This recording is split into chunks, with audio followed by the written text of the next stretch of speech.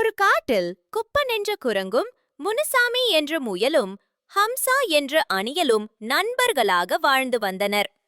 ஒரு நாள் குப்பன் குரங்கு தனியாக யாருக்கும் தெரியாமல் ஒரு வாழைப்பழத் தோட்டத்திற்குச் சென்றது. அங்கு மஞ்சள் வாழைப்பழங்கள் பழுத்து இருந்தன. இதனை பார்த்த குப்பன் குரங்குக்கு சந்தோஷம் தாங்கவில்லை. அங்குமிங்கும் துள்ளி குதித்து ஓடியது. பின்பு ஒரு வாழை மரத்தில் ஏறி ஒரு பெரிய வாழைத்தாரை இழுத்து தன் தலையில் சுமந்து சென்றது. அத்தனை வாழைப்பழங்களையும் தானே உண்பதற்கு விரும்பியது. அதனை தூக்கிச் சென்றபோது 2 மரங்களுக்கு இடையில் மாட்டிக்கொண்டது.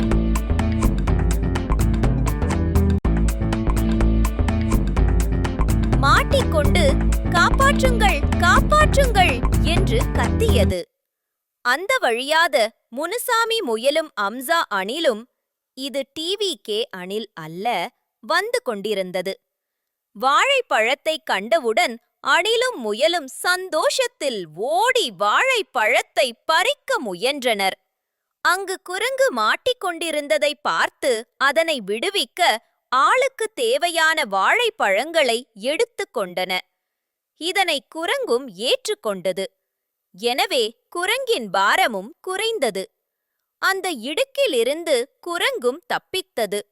பின்பு முயலும் ஆணிலும் குரங்கும் வாழைப்பழங்களை தின்று கொண்டே சந்தோஷமாக வாழ்ந்து வந்தனர்.